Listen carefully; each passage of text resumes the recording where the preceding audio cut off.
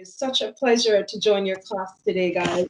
The only challenge for me is that I'm not personally in Georgia to meet all of you in person, and more broadly, I'm a political animal, so It's unfortunate that I'm not there to also experience the political ferment that's happening in your state.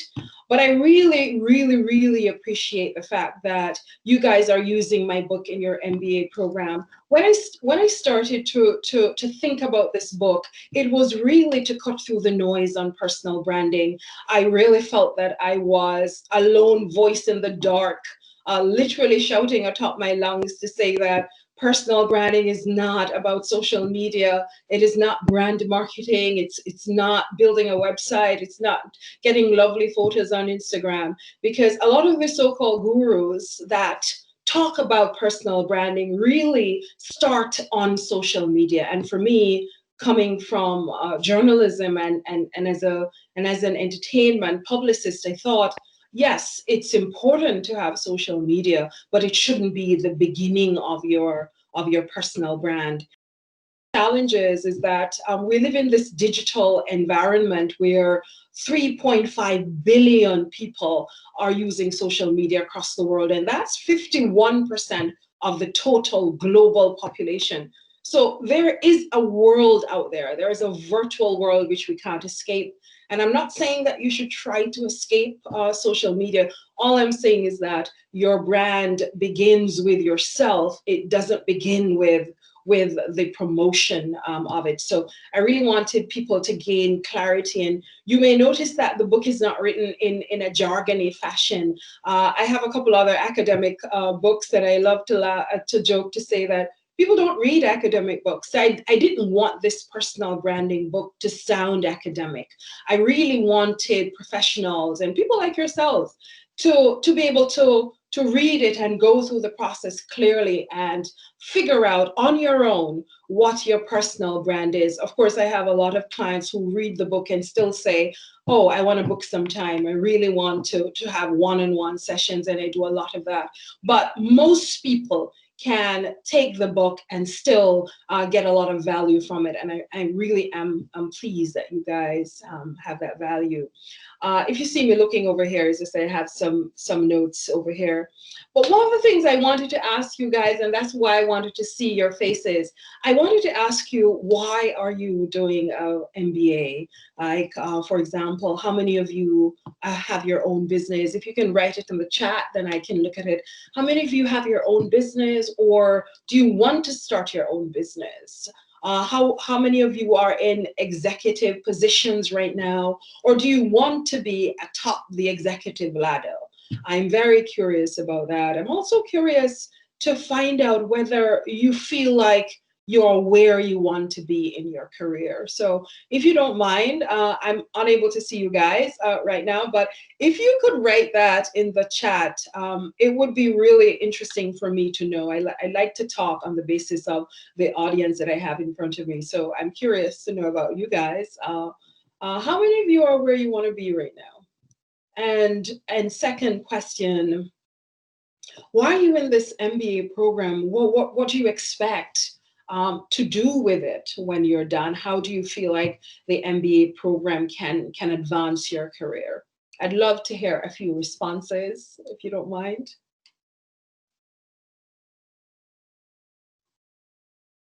Thank you, Frank. Frank said the aspect that aspect of the book was thorough and detailed. Thank you very much. So can you guys respond, or maybe Professor Whiting, you can field those responses for me. What do you hope that the MBA will do for you? So Asia, good to talk to you again, Asia. So Asia is saying that I'm taking this course as part of the Masters of Strategic Leadership Development. Let me see more of that. And I'm hoping that my next career move would be Chief of Staff position. Oh, awesome. You're a woman of my own heart. Angela, I started my own business due to COVID. Very good that you could pivot like that. I feel like I'm on my way to doing what I really want to do, which is owning your business, right? I help you understand more to train leaders and how to lead. I would like to be a corporate trainer. that is wonderful. And nowadays, building a brand, and I want to talk about that later, building a brand begins with you, even if you're trying to start your own business.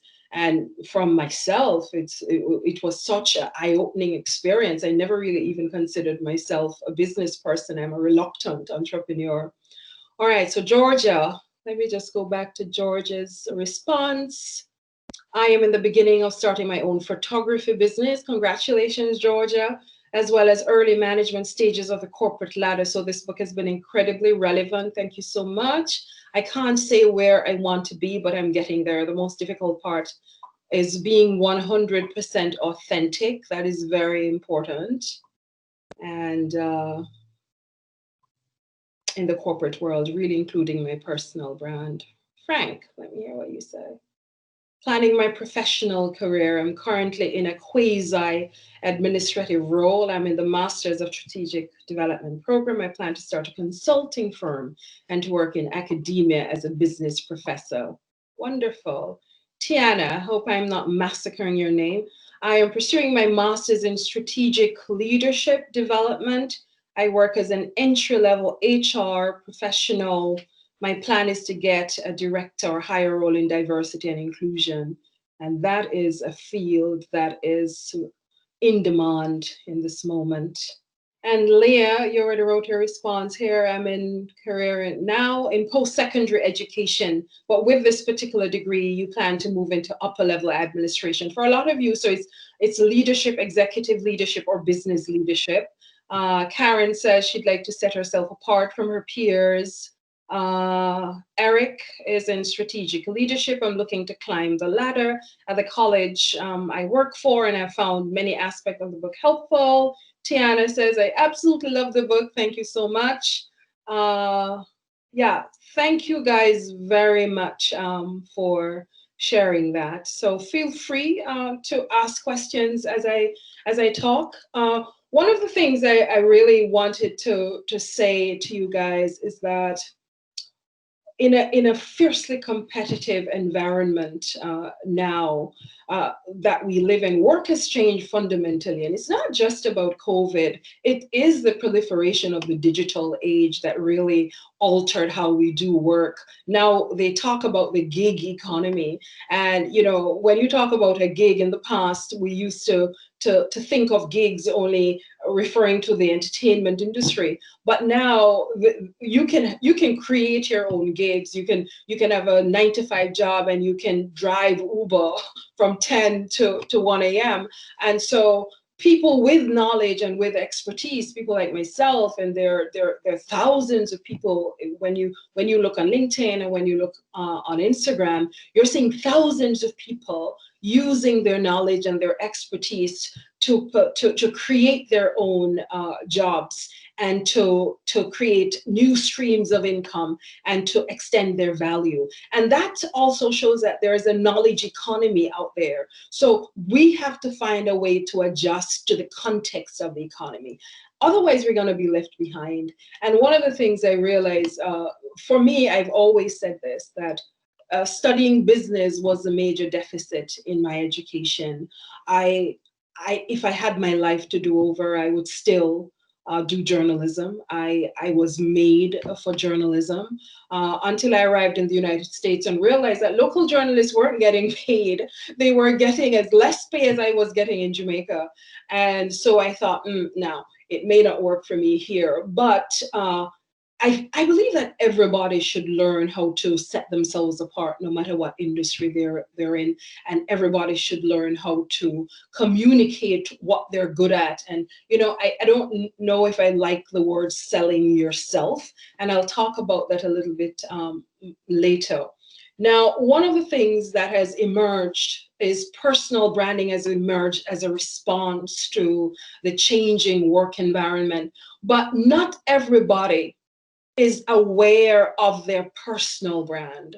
Not everybody even buys into the concept of personal branding. And who can blame them? I mean, as a Black person, there may be several Black person in this class, or the majority of you, I'm not sure. But branding is not a term that Caribbean Blacks in particular find is fun. because we were actually branded, physically branded on the skin when we were sold into slavery. And so it's a very problematic term, branding, but it's a term of the moment. It's an industry term. So I tried to make my peace with it.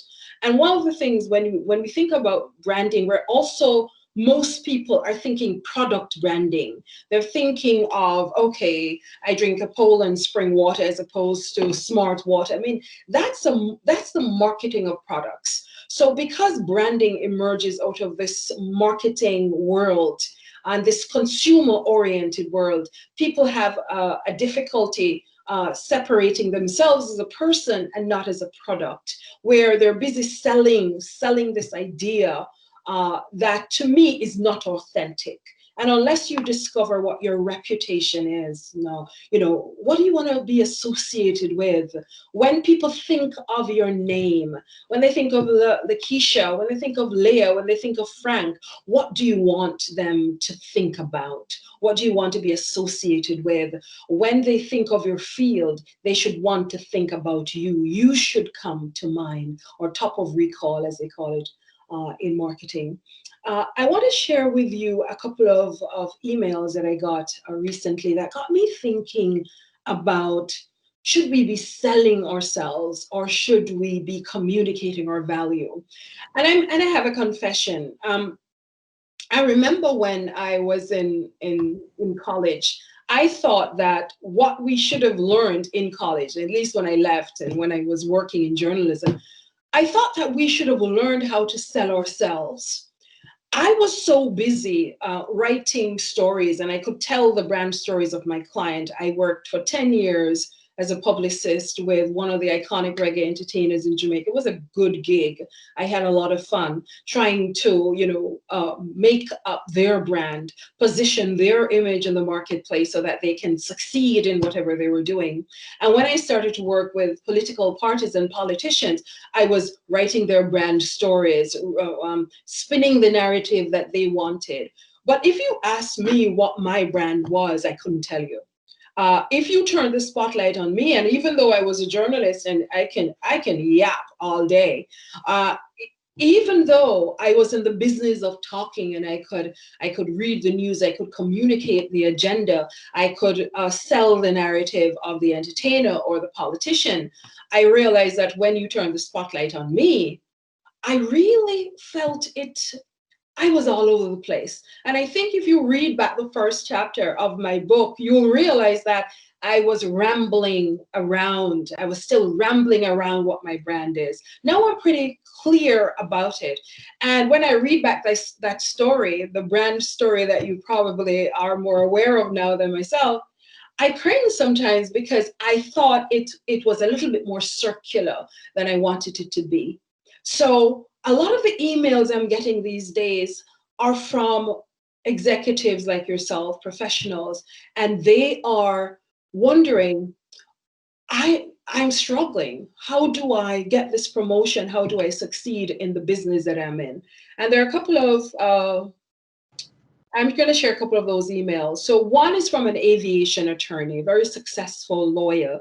And she says, "Hi, Dr. Johnson, I'm a huge fan of your work. I'm a junior attorney experiencing difficulty communicating my value in a corporate and governmental environment." And she only used communicating my value because that's the words I keep using on LinkedIn.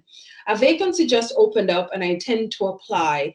Is it futile to apply given the bit that I just shared? How can I secure this job promotion even though I do not have the years of experience?"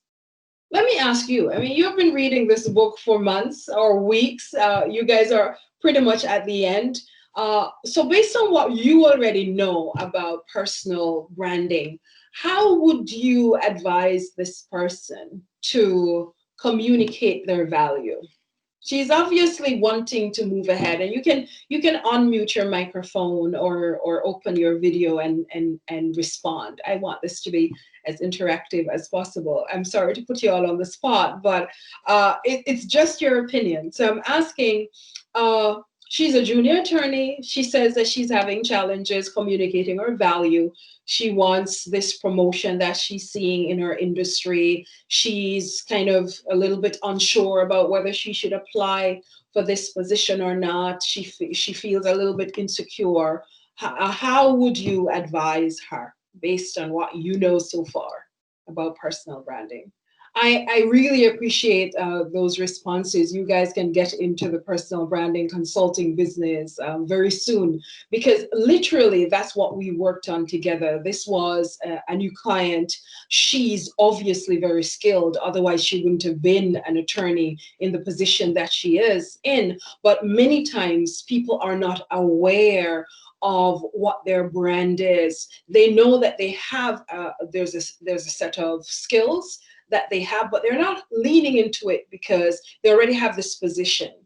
And they feel like if I have this position, then I would naturally get a promotion. But they're not busy trying to sell themselves or to communicate their value. So when that time comes, they're a little bit confused because nobody has said to us, so what are your soft skills? So what do you bring to the table? Unless you are on the job market, nobody thinks about these things. Now, one other email I got recently was, Dear Dr. Johnson, I'm on the verge of completing my PhD and I'm not sure how to sell myself. I'm interested in a consultation.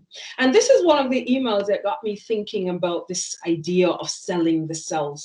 Because for me, if you are doing a PhD, then you must have some value that you're bringing to the table. And so personal branding is really about bringing clarity around your skills, around your assets, your values, your experiences. But unlike you guys who are using this book, think of the many colleagues in industry who are not a part of this program, who are not thinking about their personal brand in this way. And it sounds so simple, it sounds so obvious, but not many people are engaged in the self. And I'm from Jamaica, where we're in the Caribbean.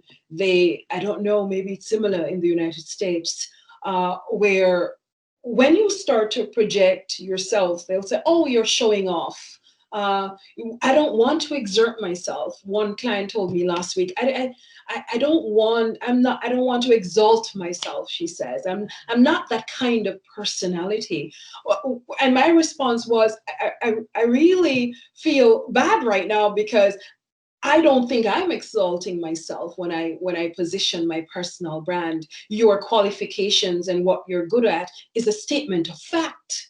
And I want you guys to remember that when you're outlining what value you can bring to the table, you're not showing off. It is a statement of fact. That's what you're putting on the table.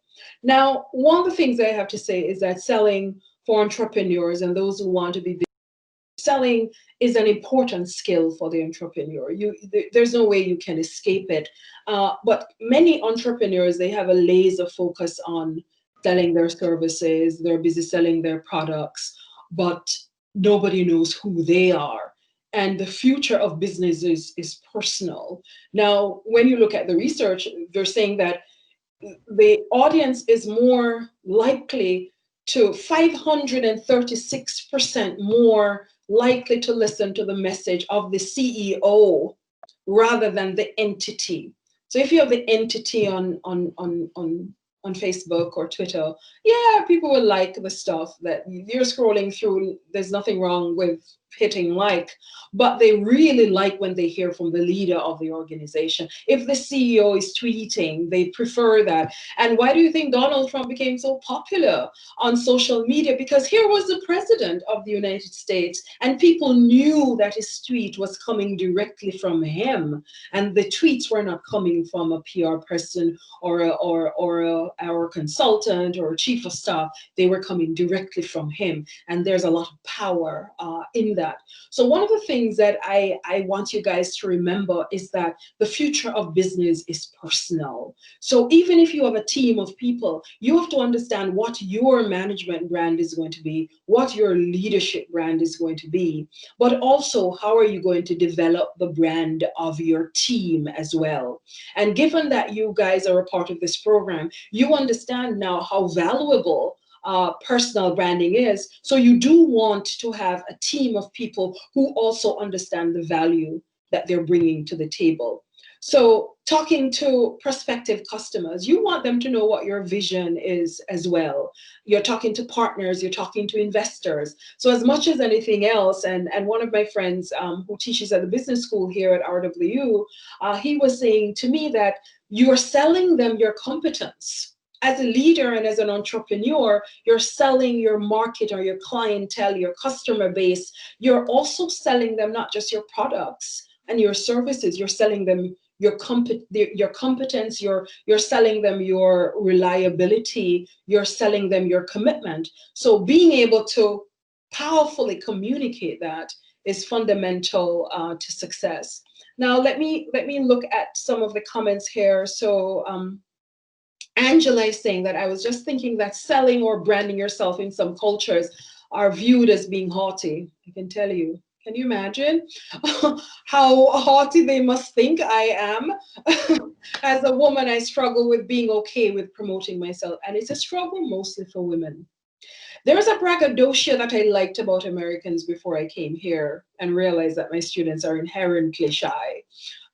There was this notion, and maybe Hollywood reproduced it so much, and CNN is so dominant in world culture, that when we look at America from the outside, and then I'm not only from the Caribbean, I spent 5 years in New Zealand, and then I worked in Australia before I moved to the United States.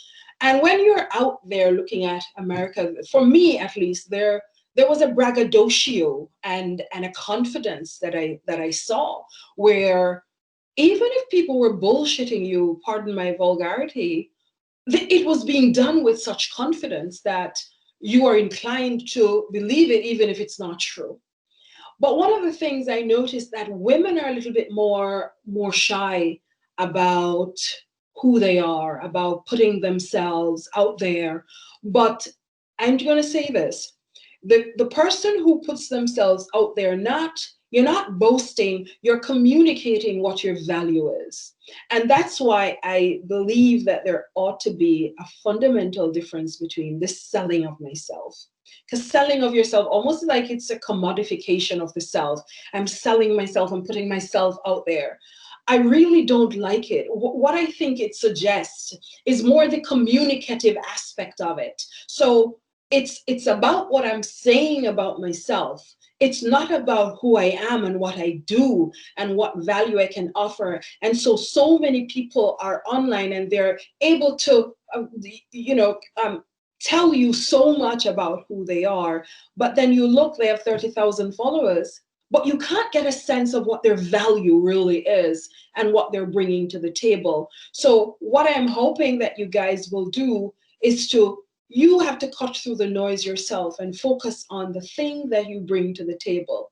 And when it's time to put that out there, then you do it both in action and in words. And I want to talk a little bit more before I take some questions from you guys. I want to talk about what I mean when I say communicating your value. None of what I'm saying is something that is strange. Having done this class and answered a lot of those questions, none of this is alien to any of you. Number one, and I think somebody already said it, know who you are as a person. Nobody knows who we are. When we meet people, we don't meet their skills first. I'm never interested in, oh, she's good at that and good at that. Because we don't meet people's skills when we meet them. When we meet them, we meet their persona. We're meeting who they are as a person. Do I come across warm and approachable? What is their personality or aura or demeanor like? And we can tell so much. Psychologists say that we can tell within 7 seconds of meeting someone, we can make up our minds about them, or we have made up our minds about them. And sometimes they say that we shouldn't judge a book by the cover, but we do. So many times, if the image doesn't sit well with you, rightly or wrongly, we reject the image before knowing what the person can offer. And so I will say that your values and your personality and your attributes, your character, those soft skills that one person in the class mentioned earlier, those soft skills, I would lean into that. I would I would begin with that. I never say in an interview when they say, "Oh, so tell me about yourself." I never suggest people start with what they're good at. I usually start with who I am as a person because that's the person that they're going to deal with. That's the person who is going to be able to work with somebody else. And in academia, Professor Whiting can confirm when they do an interview, it's like 2, 3 days. And the first thing I remember landing in Australia for an interview after 24 hours on a flight. Um, and the first thing they did was bring me to lunch. And I remember after my PhD, my supervisor said to me, "Oh, remember that when you do an academic interview, they're gonna ask you to lunch or they're gonna ask you to dinner. Please don't drink any wine." And I don't overdrink or anything like that, but she was warning me that the interview has begun. They want to see if you're someone who can work with them. Once you're called for an interview, it means that on paper you're solid and they think that you are capable of doing this job. They want to meet you. They want to see if whatever lovely things you've said on your resume, you can represent that. You can represent yourself as an individual. So how you communicate the self is very important. Now, soft skills are essential in today's workplace. I remember last year, 2019, the World Economic Forum and the Harvard Business Review both said that soft skills are going to be in demand in 2020. And guess what? Soft skills became the thing in 2020. Even without the pandemic, they were saying that employees need to lean into this idea of communication, of listening. Are you a team player? Can you operate under pressure?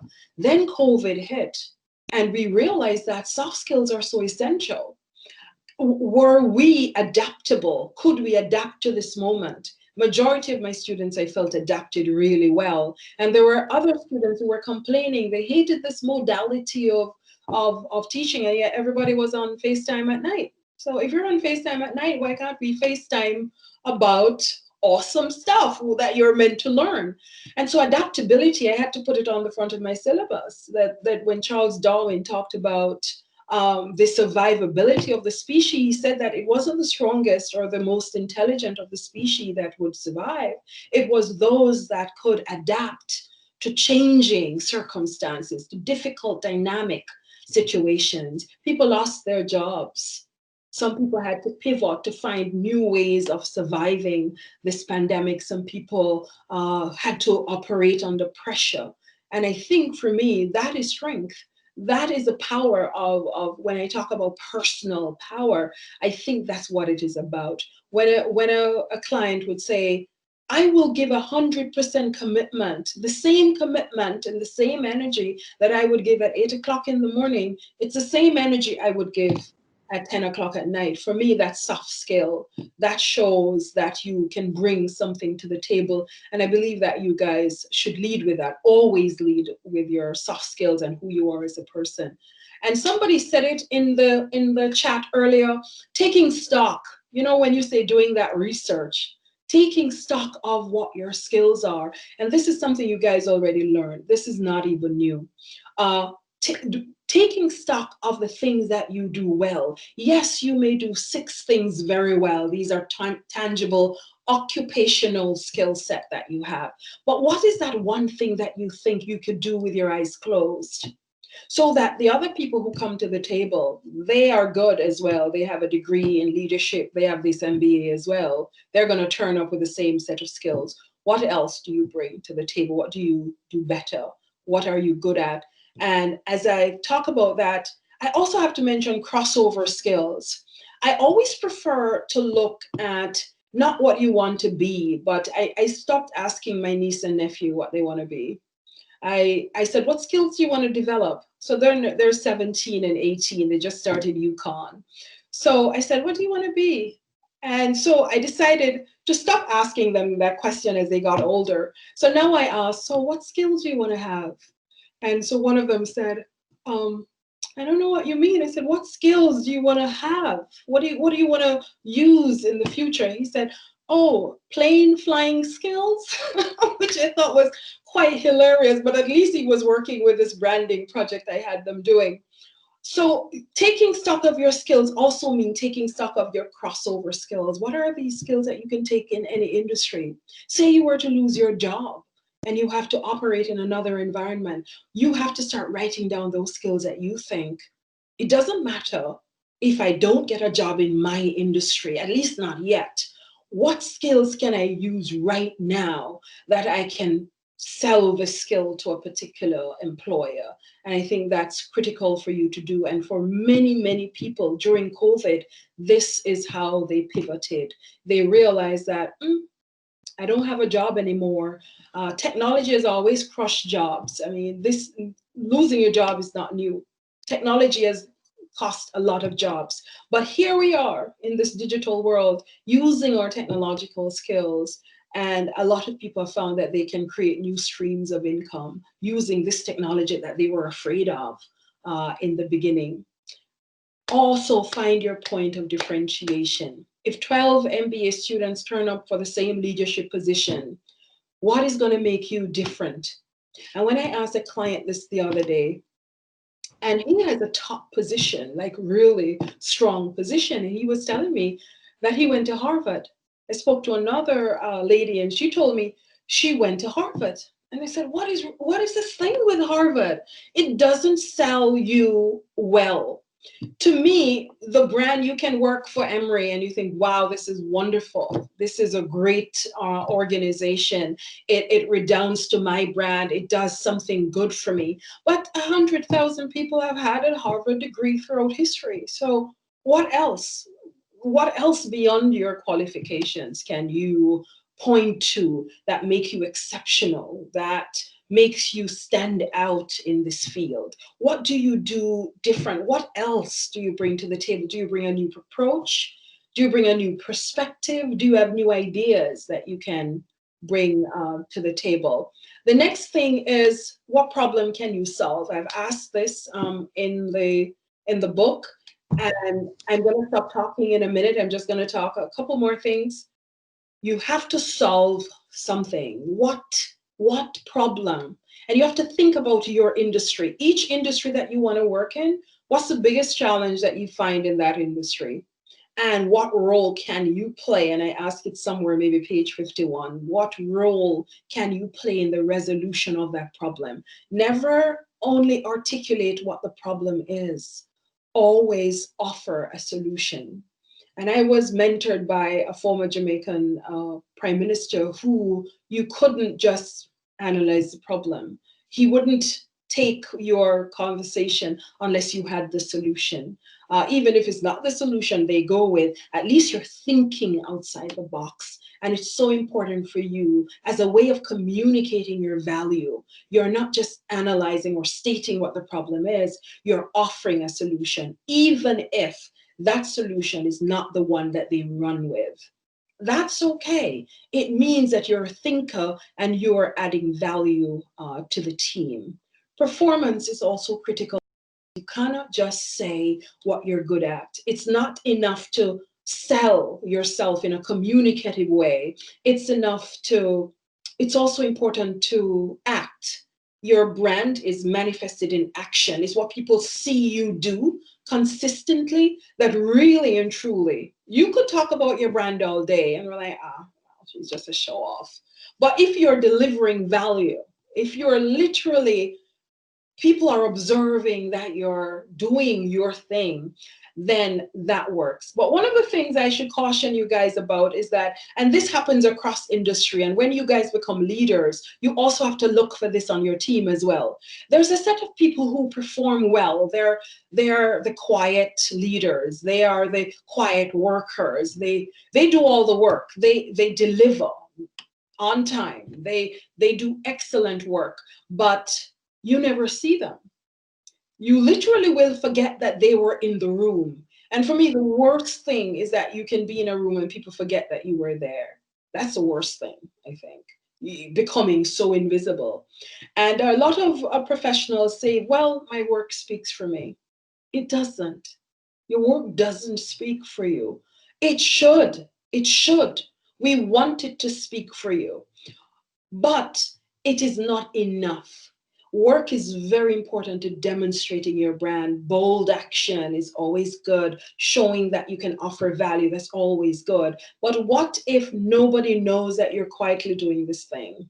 Then you will miss out on a promotion as well. So I'm going to say that you have to be visible as well. So performance is like the cake, or so when you have the cake and then you have the icing, because for me, the visibility is the icing on the cake. If we're only seeing you on LinkedIn showing off and you're here and there, that's icing and no cake.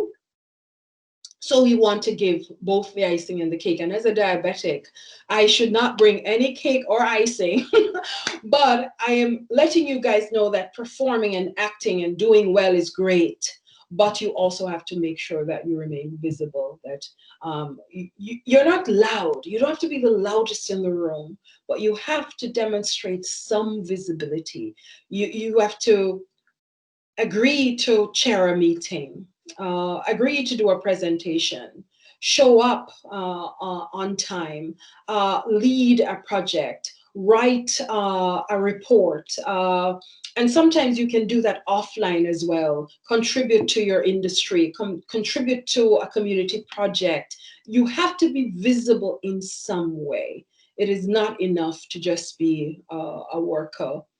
And then the last thing I would say is just the coherent narrative.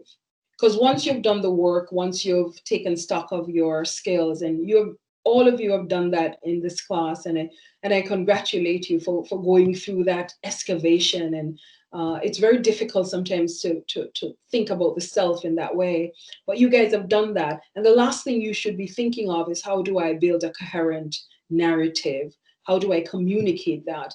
And here, if you've already have everything done, and most of you guys have already had that, now you can say, hello, my name is so and so, and this is who I am, and this is the value that I bring to the table. This is what I think I can bring to this job. This is how I think I can solve this problem for you.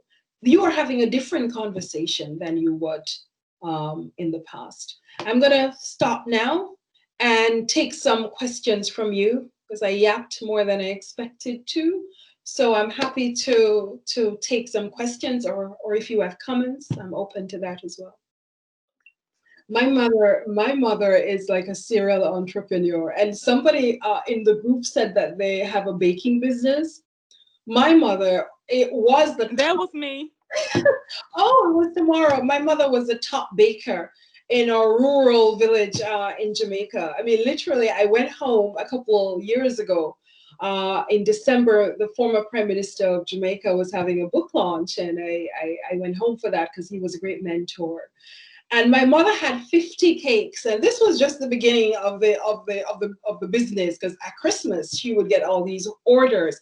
And I remember that over the period of my life, and it's only when I started to write this book that I realized that my mother was an entrepreneur all this time, but we never saw it. We just see her doing some stuff to make money, in order to help us to get our education. And, when you come from a poor society, you can understand that it's a struggle.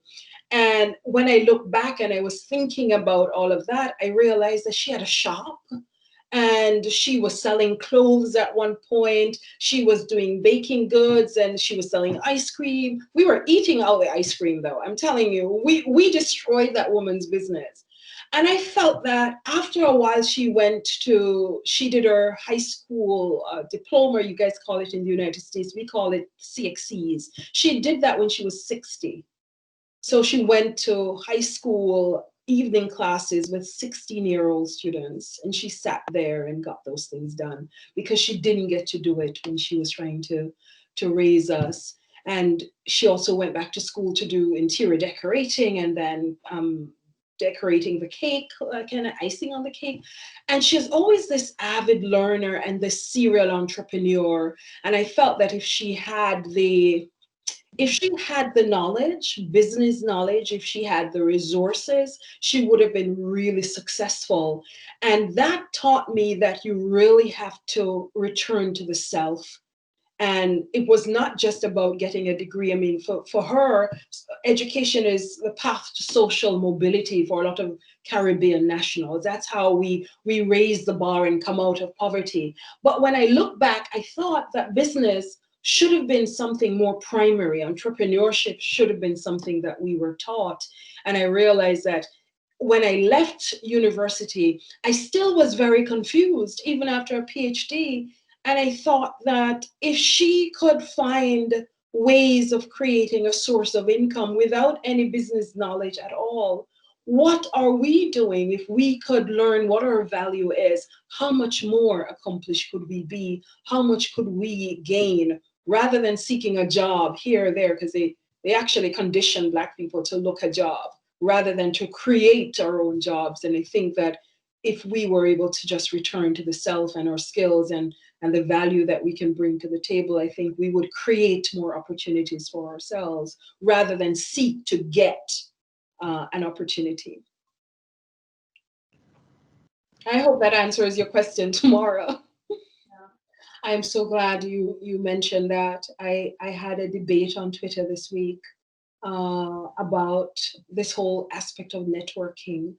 In the Caribbean, we consider to be having contacts, and because it's a divided society in terms of social strata, people feel like there are people who simply have contacts and networks that are able to position them ahead, and it doesn't leave room for other people. And I was saying that's not what I was talking about. Yes, there is an issue in terms of our social class and the advantages, unfair advantage given to certain people. What I was really talking about was, regardless of that, there were strategic actions that one could take to find people of influence that can get you in the door. They're not going to seat you in a position or give you the job, but they can put you on a pathway or open a door for you that you need. One of the things that I find easier these days for people who are shy is that nobody has to turn up to networking events anymore. I mean, thanks to COVID, if we can thank COVID for anything, we no longer have to network in that way. The digital environment has allowed us to be able to reach people on social media. So my advice to people who feel a little bit shy in terms of going up to somebody and introducing themselves, which is a natural fear that people have, I would say find them on LinkedIn, follow what they're doing, comment on their posts, write them a private email. I've been following your work for a long time. I really am impressed with what you're doing. I'd love to hear your view on this. I'd love to be a part of your team. They may or may not answer. This is the nature of the social interaction in a digital space. But you can find your contacts on Twitter. You can comment on what they're doing. You can reach out in this way. I don't know when and what period we get to gather together again, but you do have to see the networking relationship as something that is horizontal. They're not vertical. They're not up here and I'm down here and I'm begging them something and I'm like waiting on them to, throw me a bone or something. The networking relationship should be about, what do you, Yasin, can offer this person? I've been following your work. This is what I think about what you're doing. I really like this. What do you think about this? I would ask a ton of questions. I mean, maybe because I'm a journalist and questioning is part of my nature, but I think that's a neat way of starting a conversation. Oh, I'm curious about how you did that. I read your perspective on this. What do you think about that? Here is what I think. For me, if you have the relationship in your mind as horizontal and bringing something to it, and not just taking something from it, then you'll find the networking becomes easier. Does that make I'm grinning. I'm literally grinning because that's how you differentiate yourself. Tell your story. Because I was so, anybody else in this class can confirm. Weren't you listening to that story about the photograph that she saw and what was so resonant about that image? How many photographers do you see talking about photo in that way, or photography? Not many. Not Right. many people talk about it. They show you, if you follow them on Instagram, they show you these wonderful photos, and they're amazing. They're like, wow, I'd love this person to take my photo. And there's a student in my class who is a photographer, and I asked her that question the other day, and she said, I don't know. I have no idea. I says, but you should know. Why are you in this business? Why is photography your passion?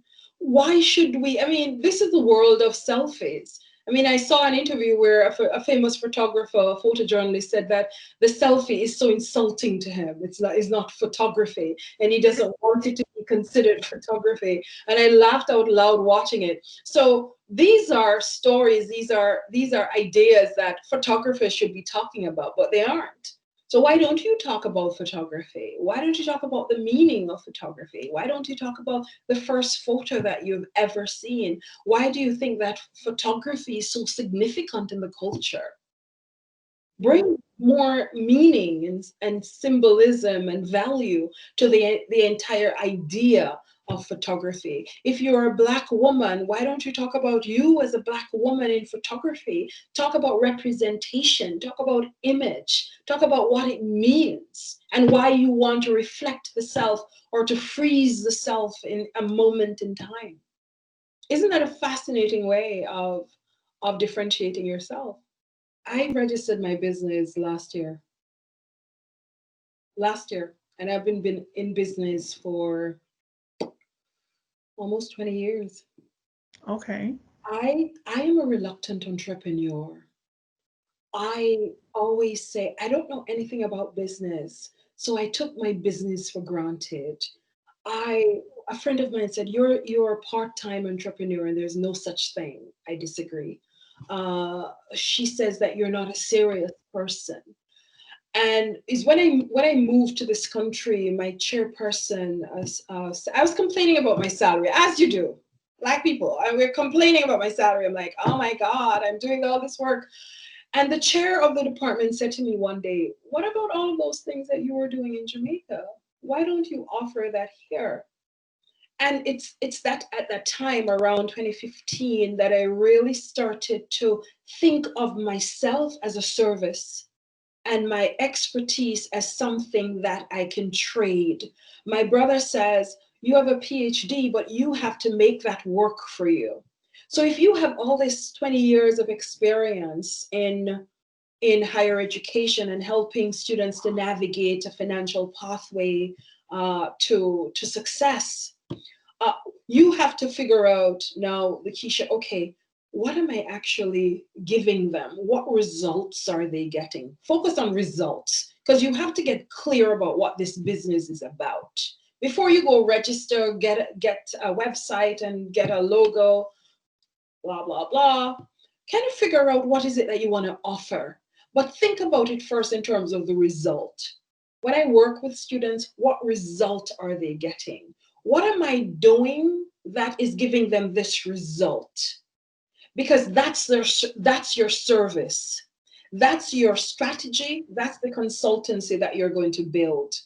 And you also have to think, who are the target market? Is it only the student in particular? Because students are not my target market. They're not working. They don't have any money to pay. Are you doing something that the parents will find valuable enough that they were willing to pay for this service? And not $100, but they're willing to pay for your time, for your expertise, and importantly, for the result that you can offer.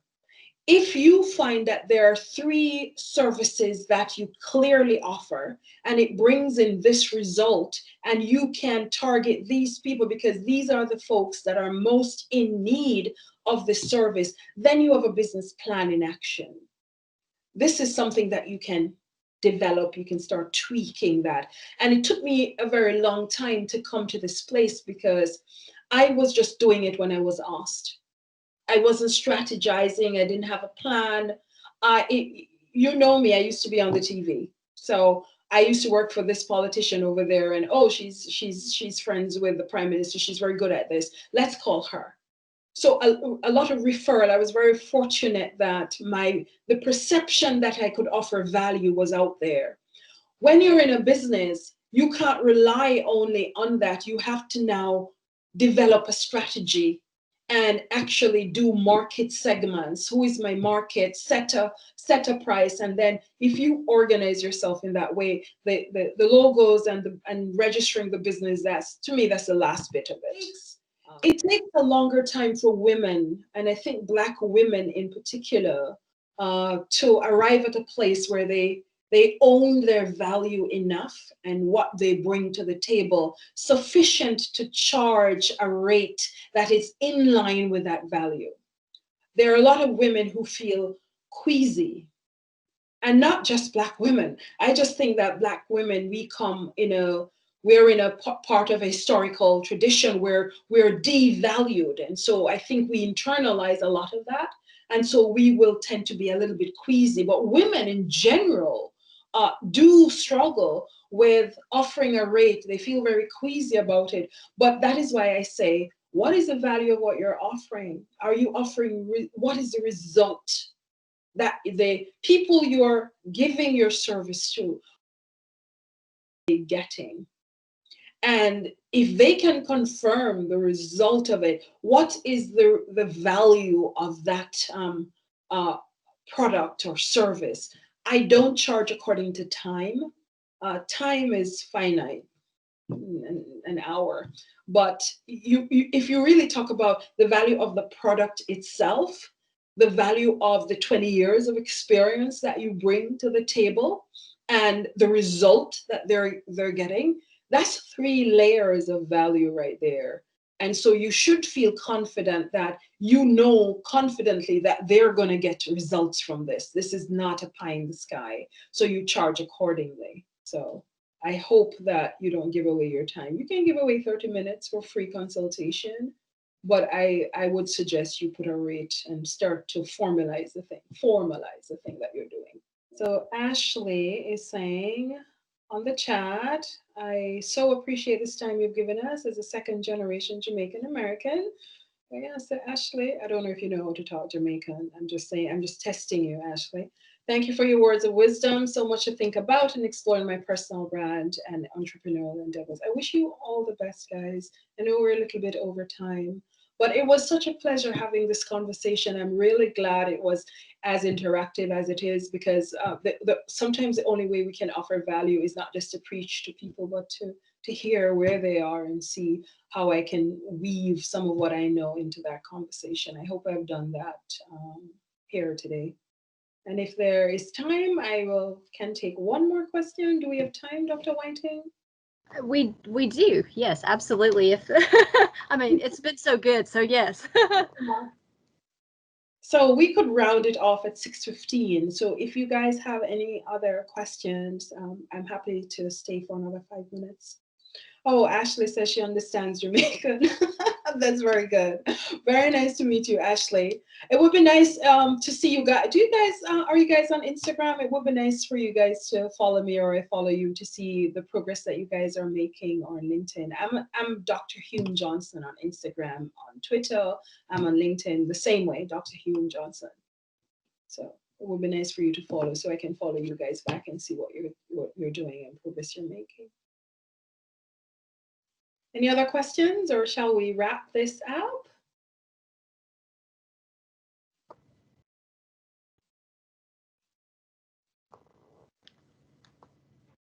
Professor Whiting, in journalism, dead air, silence always means it's time to end the show.